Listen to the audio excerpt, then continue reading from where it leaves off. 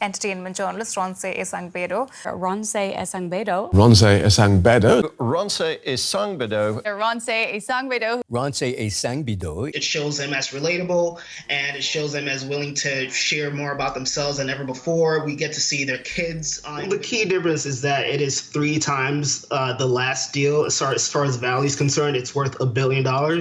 But I think people are just watching less TV, and that's the real story. Media is so fragmented. We're listening to podcasts. We're on social media. We're streaming things later. So the Academy is more open to Netflix movies. It's the most nominated Netflix movie ever.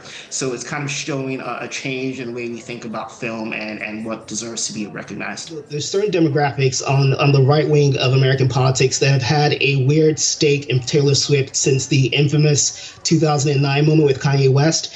And so when I think people are yearning for more diversity of style, of genre, of performers at the Academy, and we're seeing that more. She's an R&B vocalist, so everything she sings will have that soulful feel to it, but it is a country album first and foremost. And I think by including, Willie Nelson, like we mentioned, Dolly Parton, but also kind of have it wrong. Barbie is not your typical Oscar movie. They tend to go with movies that are a bit more dramatic, and this kind of kitschy fare is just not your standard. He spans so many genres. I think his work with Michael Jackson, again, I have to say, will be probably his crown jewel. Thriller is the best-selling album of all time. I think Hollywood definitely has a great capacity for forgiveness when it comes to certain types of celebrities. You mentioned she was in public earlier this week at the Golden Globes supporting the Elvis movie, which actually won an award for. While we might want to see him held accountable for the domestic abuse, that's not what he was on trial for. For Johnny Depp, it means a bit of redemption. He gets to say that in a court of law, he was found to have been defamed.